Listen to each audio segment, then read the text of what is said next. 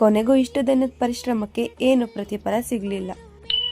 Hi hello ಎಲ್ರಿಗೂ ನಮಸ್ಕಾರ, welcome to my mini. ಬೆಳಗ್ಗೆ ಎದ್ದು ಫ್ರೆಶ್ ಅಪ್ ಆಗಿ ಫಟಾಫಟ್ ಅಂತ ರೆಡಿಯಾಗಿ, ವಾರ ಇದ್ದಿದ್ರಿಂದ ಬರೀ ಕಸ ಮಾತ್ರ ಹೊಡ್ಕೊಟ್ಟೆ. ಮನೆಯವರನ್ನೆಲ್ಲ ಒರೆಸ್ಕೊಂಡು ಪೂಜೆ ಮಾಡ್ತೀನಿ ಅಂತ ಹೇಳಿದ್ರು. ಅದಕ್ಕೆ ಇನ್ನು ಅವರು ನನ್ನನ್ನು ಬಸ್ ಸ್ಟ್ಯಾಂಡ್ ಹತ್ರ ಡ್ರಾಪ್ ಮಾಡಿಬಿಟ್ಟು ಹೊರಟ್ರು.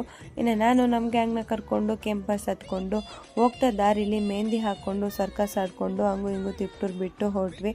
ಮಧ್ಯದಲ್ಲಿ KB ಕ್ರಾಸಲ್ಲಿ ನಮ್ಮ ಕುಳ್ಳಿ ಮೇಡಮ್ ಅವ್ರು ಕೂಡ ನಮ್ಮನ್ನ ಜಾಯ್ನ್ ಆದ್ರು.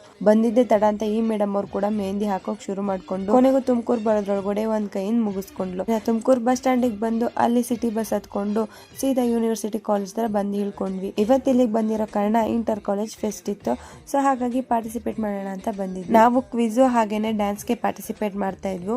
ನಾವು ಹೋದ ತಕ್ಷಣ already first round quiz start ಆಯ್ತು ಅಂತ ಅನೌನ್ಸ್ ಮಾಡಿದ್ರು ಅಂತ ನಾವು ಕೂಡ ಪಾರ್ಟಿಸಿಪೇಟ್ ಮಾಡೋಣ ಅಂತ ಹೋದ್ವಿ. ಯಾವುದೇ ಫೆಸ್ಟ್ ಇರಲಿ, ಯಾವುದೇ ಇವೆಂಟ್ ಇರಲಿ, ಆದ್ರೆ ಈ ಕ್ವಿಜ್ಗೆ ಮಾತ್ರ ಇರೋ ಕ್ರೇಜ್ ಕಡಿಮೆನೇ ಆಗಲ್ಲ. ತುಂಬಾ ಅಂದ್ರೆ ತುಂಬಾ ಜನ ಪಾರ್ಟಿಸಿಪೇಟ್ ಬಂದೇ ಬರ್ತಾರೆ, ಅದರಲ್ಲಿ ನಾವು ಕೂಡ.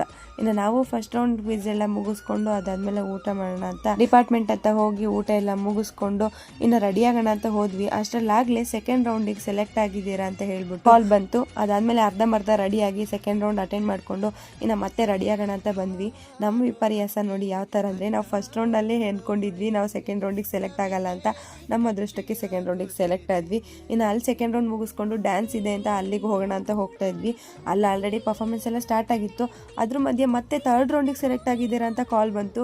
ಅಲ್ಲಿಂದ ಒಂದೇ ಉಸಿರಿಗೆ ಓಡೋಗಿ ಅಲ್ಲಿ ಅಟೆಂಡ್ ಮಾಡೋಣ ಅಂತ ಕೂತ್ಕೊಂಡ್ವಿ. ಬಟ್ ಅನ್ಫಾರ್ಚುನೇಟ್ಲಿ ನಮಗೆ ಈ ಕಡೆ ಡ್ಯಾನ್ಸ್ ಇತ್ತು ಅಂತ ಹೇಳಿ ಕಾಲ್ ಬಂತು. ಬೇರೆ ಆಪ್ಷನ್ ಇಲ್ದಲೆ ಕ್ವಿಜ್ನ ಕ್ವಿಟ್ ಮಾಡಿಬಿಟ್ಟು ಡ್ಯಾನ್ಸ್ ಪರ್ಫಾರ್ಮೆನ್ಸ್ಗೆ ಅಂತ ಹೊರಟ್ವಿ. ಮತ್ತೆ ಡ್ಯಾನ್ಸ್ ಮುಗಿಸ್ಕೊಂಡು ಕ್ವಿಜ್ ಹತ್ರ ಹೋದ್ವಿ, ಏನಾದರೂ ಚಾನ್ಸ್ ಕೊಡ್ತಾರಾ ಅಂತ. ಬಟ್ ನಮ್ ದುರದೃಷ್ಟ ಮತ್ತೆ ಯಾವ ಥರ ಯಾವುದೂ ಚಾನ್ಸ್ ಸಿಗಲಿಲ್ಲ. ಅಷ್ಟರಲ್ಲಾಗಲೇ ವ್ಯಾಲಿಡೇಷನ್ ಪ್ರೋಗ್ರಾಮ್ ಶುರು ಆಗೋಗಿತ್ತು.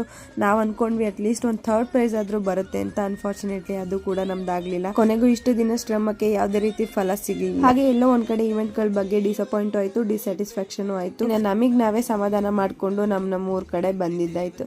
ಈ ವ್ಲಾಗ್ ಲೈಕ್ ಮಾಡಿ, ಹಾಗೆ ನನ್ನ ಪೇಜ್ನ ಫಾಲೋ ಮಾಡ್ಕೊಳ್ಳೋದು ಮರಿಬೇಡಿ.